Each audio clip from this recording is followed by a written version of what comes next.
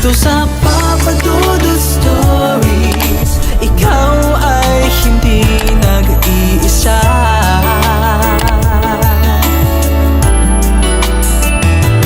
Dito sa Papa Dudut Stories, may nagmamahal sa'yo.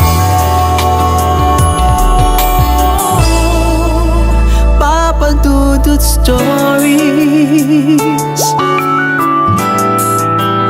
Papa Dudut Stories. Sa lahat po ng mga nakatutok ngayon, huwag pong kalimutan mag-like, mag-share at mag-subscribe. Maraming salamat po sa inyong lahat.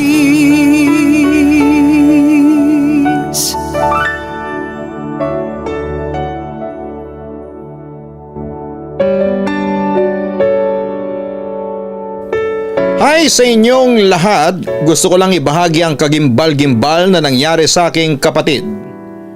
Ako si Brendonaire Bricks Gatdula, pero mas kilala bilang Brendon.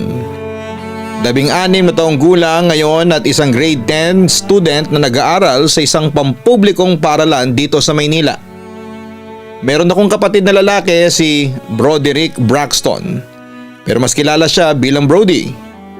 Bali papadudot, ahead ako ng isang taon sa kanya, pero magkasundo kami. Iisa lang ang paaralan na aming pinapasukan at iisa lang din ang section na aming kinabibilangan. Opo, magkaklase po kami kahit mas matanda ako sa kanya.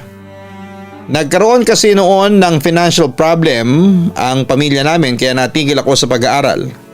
Si Brody ay masabuli ng mga babae kung ikukumpara sa akin. Mas matalino din po ito at mas masipag. July 26, 2022, 2 days before mangyari ang lahat ay English namin noon. Abalang-abala kami sa pagsasagot ng aming unit test nang biglang sumigaw ang aming guro sa harapan ng armchair ni Brody. Do you even know that cheating is now a crime? Ito ang salitang naibulalas niya sa aking inosenteng kapatid. Magkatabi kami pero hindi ko lubusang maintindihan ang mga nangyayari. Agad namang natulala si Brody sa kanyang mga narinig. "Ma'am, what are you talking about?" tanong nito. Dali-dali namang dinakot ng aming guro ang isang scratch paper na nakapwesto sa gilid ng kanyang upuan. "What do you think of this? Hindi ba kodigo mo to?" Galit na sigaw ni ma'am. Nagulantang ang lahat sa nakitang kodigo sa left side ni Brody. Matalino si Brody at hindi niya magagawa yon. Class valedictorian siya nung elementary and sa ngayon ay siya ay running for top 2. Kaya everyone's adoring him dahil sa angking talinong ibinigay sa kanya ng Pong May Kapal. Lagi siyang nilalaban sa mga contest patungkol sa mga pautakan at higit sa lahat ay masipag itong mag-aral. Malaman niya lang na may quiz bukas, study agad yan. At yun ang ginawa niya bago pa man mangyari ang lahat ng yon. Napalingon ako sa likuran niya, yung mga classmates naming sina Ben at Tony was kept on laughing at that time, although wala namang nakakatawa. Malakas ang kutob ko na they are both involved doon sa mga nangyari. Our school is very strict. Napakaraming rules and regulations na dapat ay sundin. At isa na dito ang bawal ang mag-cheat at halos lahat kasi ng mga estudyante dito ay nagagawa na lang maging tapat at maging masunurin dahil sa takot na rin na maparusahan. Dahil sa pag-aakalang nanday ang kapatid ko ay dinala siya kaagad sa guidance office. Dama ko ang takot at kabang kanyang nararamdaman kahit na wala naman siyang kasalanan. Matapos ang mahigit 30 minuto ay pagod na pagod itong bumalik. Suspended ako ng 1 week kuya, bulong nito. Agad naman akong nataranta dahil sa kanyang sinabi. Alam ko ang isang Brody Gatdula ay hindi kayang umabsent ng 1 linggo. 1 araw nga lang ay nilalagnat na yun isang linggo pa kaya. Kinabukasan ay pinatawag si mama at papa sa eskwelahan. Ang buong akala nila ay may nagawa na namang kahanga-hanga si Brendon kagaya na lamang ng pagiging first place sa MTOP. First place sa Science Quiz B. Pero nagkamali sila. Hindi ko na sila sinamahan papunta ng guidance office bagkus ay dumiretso na lamang ako papunta sa aming classroom. Hindi pa man ako nangangalahati sa pag-akyat papunta sa itaas ay pansin ko na ang isang napakalaking litratong nakapaskil sa may announcement board. Isang litratong may nakasulat sa baba na Broderick Braxton Gatdula is literally a cheater. Nakapanlumo. Hindi man ako ang pinag-uusapan ng karamihan, kapatid ko naman ang pinagkakaguluhan. Naawa ko sa kapatid ko at naaalala ko pa ang mga sinabi niya kagabi na hindi ko naman talaga yon ginawa at hindi ko yon magagawa. Alam ko ang nararamdaman niya ngayon. Kung pwede lang sana na ako na lamang ang napagkamalan pero hindi Pagsapit ng tanghali, nagpaalam ako sa principal na uuwi muna ako dahil masakit ang pakiramdam ko. Kaya naman, pinayagan niya ako. Hindi pa man ako nakakapasok ng tuluyan sa bahay ay rinig ko na ang mga malulutong na mura ni Papa na tila ba tinatadyak sa tenga ng aking kapatid. Pero nakakalungkot ay hindi lang si Papa ang galit kundi pati na rin si Mama. Sinubukan kong awatin ang galit na galit kong Papa pero itinulak niya lamang ako. Malakas kong ibunulalas na napagkamalan lamang ang aking kapatid kaya naman saglit itong natigilan. Sinubukan kong pakalmahin ang mga ito para ipaliwanag ko ang mga pangyayari. So ano? Basta-basta na lamang kayong maniniwala na nandaya ang anak ninyo ganun, Ma, Pa? Kaklase ko si Brody at alam ko ang buong pangyayari. English time namin noon, busy ang lahat sa pagsagot ng unit test nang biglang masipatan ni Ma'am ang isang nakatuping papel na nakapwesto sa gilid ng upuan nito. Pero imbis na kilatisin niya muna kung kanino talaga yon, ay agad na niyang pinagbintangan si Brody. Sa mga panahon na yon, sinubukan kong lumingon sa aking likuran nang biglang masipatan ko ang dalawa sa mga kaklase kong panay ang kakatawa habang sinesermonan ni Ma'am ang anak ninyo. Sumalakas ang kutob ko na kasali sila sa mga pangyayari. Malakas ang kutob ko na sila mismo ang naglagay ng papel sa gilid ng kinakaupuan ni Brody. Tandang-tanda ko pang lahat ng katotohanang sinabi ko sa aking mga magulang. Pero wala Napaniwala ko man si Mama ay nanatili pa rin galit ang aking ama sa kanyang bunsong anak. Ewan ko sa inyo, basta wala akong anak na cheater. Tagos pa rin sa puso ko at lalong-lalo na sa kapatid ko ang masakit na salitang binitawan ni Papa. Sinubukan kong pakalmahin ang aking tulalang kapatid at ipinagluto ko ito ng 3 supot ng pansit canton na hot and spicy na siyang ginagawa ko kapag nagkakaroon ako ng kasalanan sa kanya at gayon na rin kapag nalulungkot siya. Pero nabigo ako at hindi ko man lang siya napangiti o makumbinsi man lamang na kumain para magkalaman ng kanyang sikmura. Kinabukasan, araw na hindi inaasahan ay maaga pa lamang akong pumasok upang isalaysay ang buong pangyayari sa aming principal.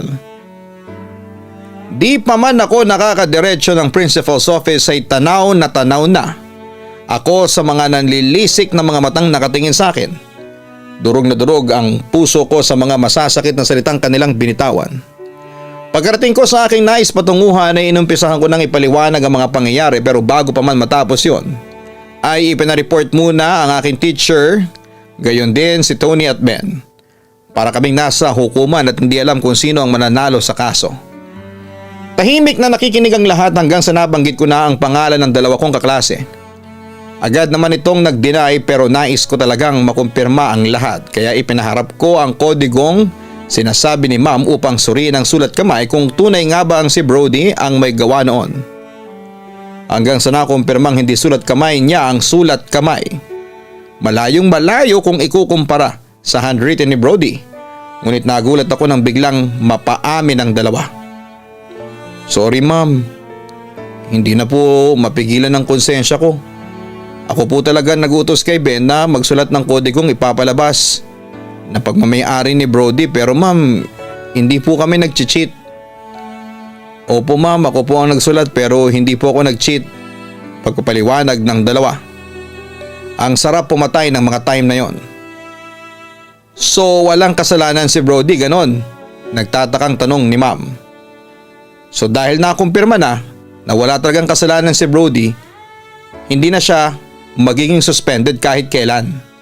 Bukas na bukas maaari na siyang pumasok bilang paghingi ng tawad at paumanhin, ipatawag ang lahat ng SSG officers Link Club officers at iba pang mga organisasyon upang paghanda ng pagbabalik ni Brody Gatdula.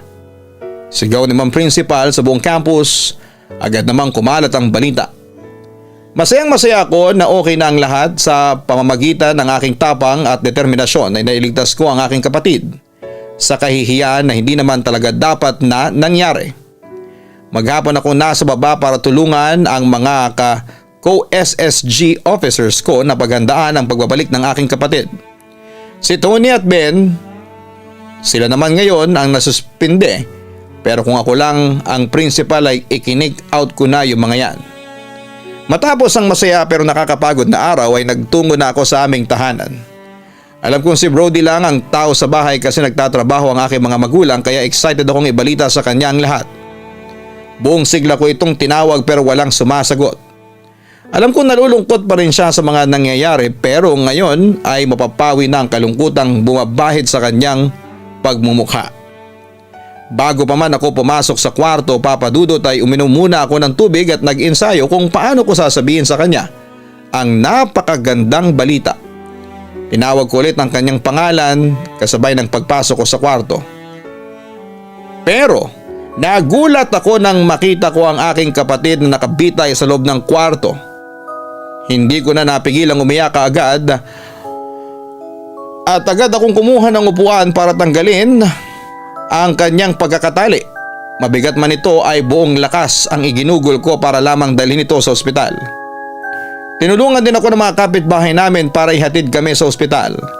Hindi ko na alam ang gagawin ko at mas lalong hindi ko alam ang gagawin ko kung mawala ang kaisa-isa kong kapatid. Hindi ko mapigilan ang luhang tila ba nagkakarera sa aking pisngi. Nasa pinto pa lamang kami ng ospital ay tila ba nawawala na ako ng pag-asa.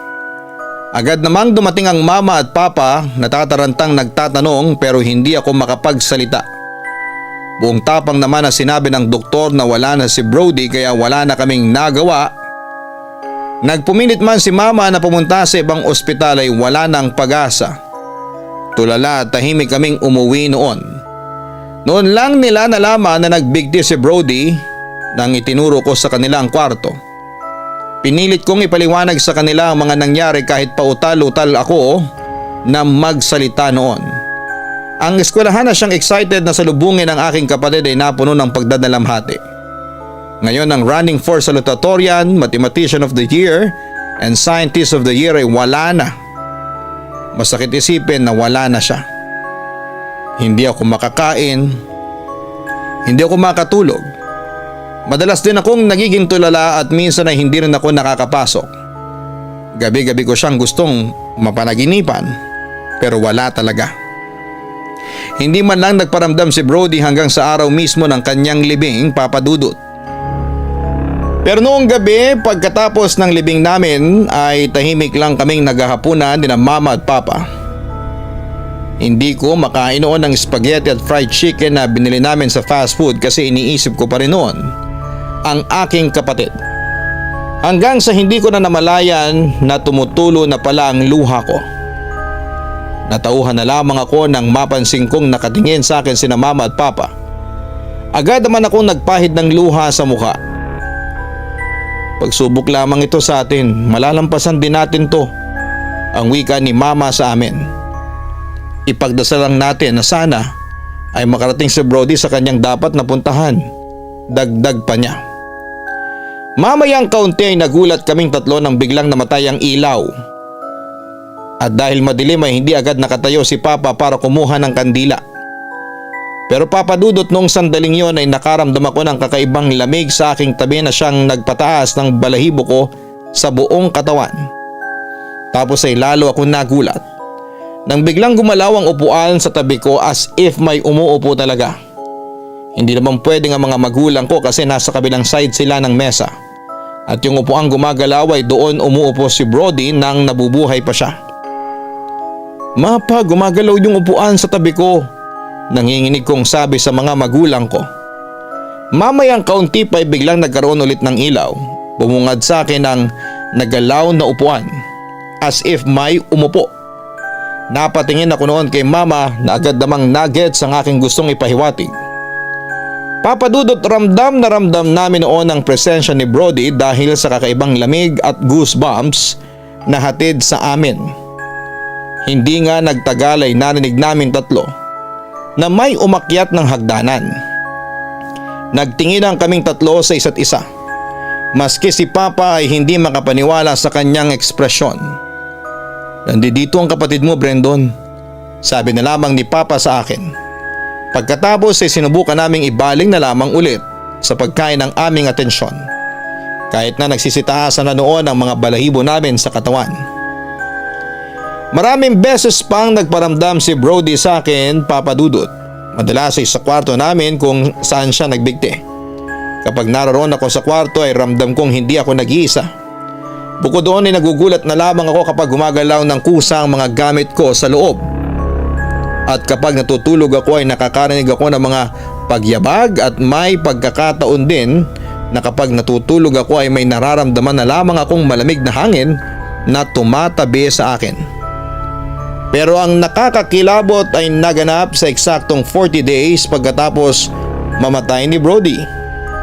Natutulog ako noon nang biglang nagising ako dahil nakarinig ako ng pag-crack sa kisame ng kwarto. Nang lingunin ko yon ay nakita ko ang isang nakakatakot na operasyon. Si Brody nakabigti pero nakatingin siya sa akin na parang iiyak. Dahil sa labis na takot at dahil sa first time kong makakita noon ng multo, ay napasigaw talaga ako at pagkatapos ay napatakbo ako palabas ng kwarto. Pero Papa Dudut, nagulat na lamang ako nang makita ko ang multo ni Brody na tila ba sinusundan ako hanggang sa paglabas ng aming kwarto. Dahan-dahan siyang naglakad papunta sa akin. "Kuya Brendon, hirap na ako. Tulungan mo naman ako," ang wika ni Brody na nagmamakaawa sa akin. Pagkatapos noon ay para siyang naging usok at unti-unting nawala. Sa puntong yon ay hindi takot ang nararamdaman ko kundi nalungkot ako. Umiiyak ako ng gabing yon. Narinig naman ako ng mga magulang ko at binuksan nilang pinto. Pagkatapos ay lumapit sila sa akin para alamin ang problema ko. "Ma, Pa, nagpakita po si Brody sa akin," umiiyak kong sabi. Hindi kumibo noon ang mga magulang ko pero niyakap nila ako at maski sila ay naiyak din. Yun pala inamin sa akin ng mga magulang ko na nagpakita rin pala sa kanila si Brody sa kanilang panaginip. Sa kabilang banda, hindi lamang sa bahay namin nagpaparamdam si Brody. Maski sa eskwelahan namin sa classroom mismo ay nagpaparamdam din ang kapatid ko. Nagugulat na lamang kami nang biglang gumalaw ang armchair niya na nasa tabi ko. Minsan ay gumagalaw din ang ilang mga gamit namin kahit na walang humahawak. At ang pinakamatindi ay nagpapakita mismo si Brody sa ilang mga kaklase ko at sa mismong guro namin na nag-akusa sa kanya noon.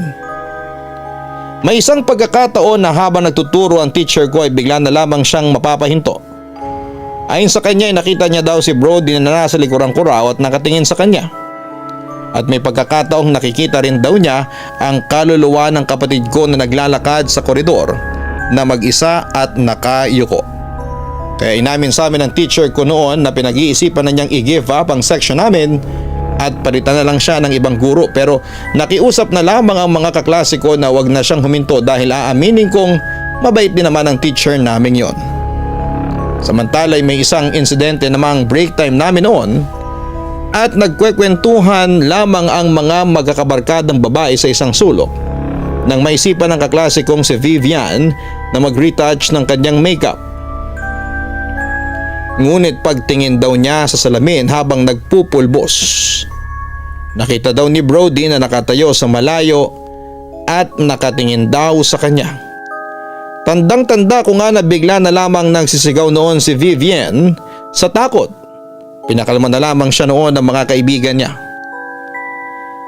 Dahil sa mga pagpaparamdam ni Brody, Papa Dudut, ay nagpa siya noon ng principal namin na ipabindisyonan ang classroom namin. Tapos ay nagpamisa din ito na dedicated sa aking yumaong kapatid. Sabi naman ng paring nagbindisyon ay maaaring nandito pa raw sa mundo ng mga buhay ang kaluluwa ni Brody at hindi pa niya matanggap na patay siya. Kaya ginagawa na lamang niya ang mga nakagawian niya bago siya mamatay.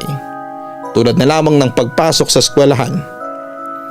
Simula noon ay hinayaan na lamang namin si Brody na pumasok sa aming klase at bagamat madalas nga siyang nagpaparamdam ay hindi naman siya nakakasakit ng iba. Kaya ayos lamang. Sa kabilang banda ay dumating naman ang periodical exam namin, nagpa siyang maglibot-libot ang principal namin sa bawat classroom para tignan ang kalagayan ng mga estudyante habang nag-e-exam. Nang magawi siya sa classroom namin ay nakita raw ng principal na may nakatayong estudyante sa tabi ko at parang tinuturuan daw ako na sagutin ang exam. Sisitahin daw sana ng principal ang estudyanteng yon na nagtuturo sa akin pero laking gulat daw niya nang humarap ito sa kanya. Ang estudyante ay walang iba kundi si Brody. Ngumiti daw ito sa kanya at unti-unting naglaho. Nakita nga naming natulala ang principal habang nakatingin sa amin at nilapitan namin siya ng teacher advisor namin. Pagkatapos ng exam ay tinawag ako ng teacher ko at ng principal. At doon ay ikinuwento nila sa akin na nakita raw nila ang kapatid ko na tinutulungan ako sa aking exam. And guess what, Papa Dudut? Nang lumabas ang resulta ng exam namin, ako ang highest sa lahat ng subjects. Siyempre nagulat ako pero nararamdaman ko rin na nangyari ito kasi binantayan ako ng aking kapatid. Kaya lihim ako nagpasalamat sa kanya. Sa ngayon, Papa Dudut, ay grade 10 ako. Aaminin kong nalulungkot pa rin ako sa pagkawala ni Brody at nami-miss ko na rin po siya. Oo, may parte ng puso ko na hindi pa nakaka-move on. Pero wala akong choice kundi tanggapin na lamang ang katotohanan. Besides ay nararamdaman kong hindi ako iniwan ni Brody. Nasa tabi ko pa rin siya.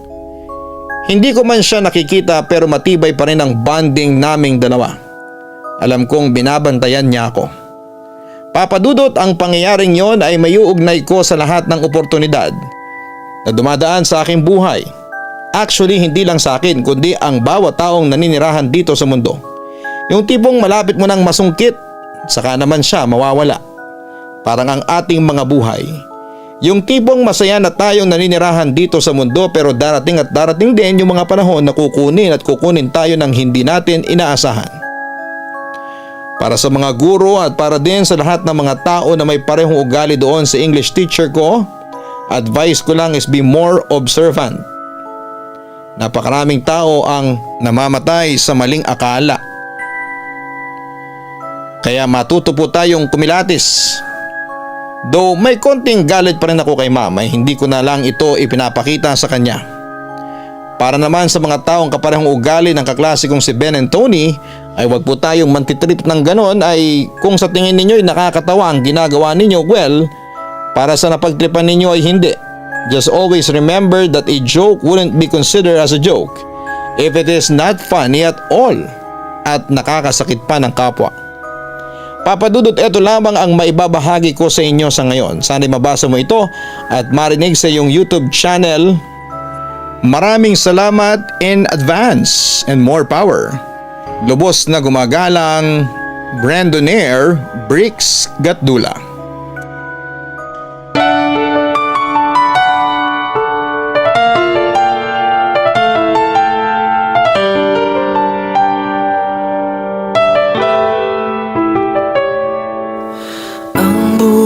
Ay mahiwaga, laging may lungkot at saya. Sa Papa Dudut Stories, laging may karamay ka.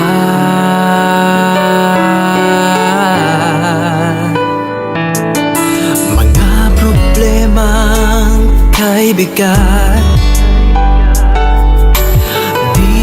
ay pakikinggan ka. Sa Papa Dudut Stories, kami ay iyong kasama. Dito sa Papa Dudut Stories, ikaw ay hindi nag-iisa.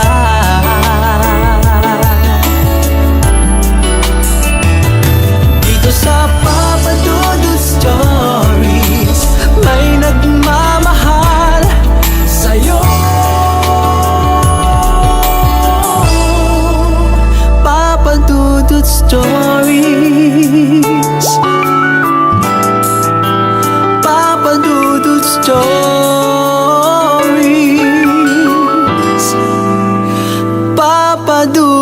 story. Hello mga ka-online, ako po ang inyong si Papa Dudut.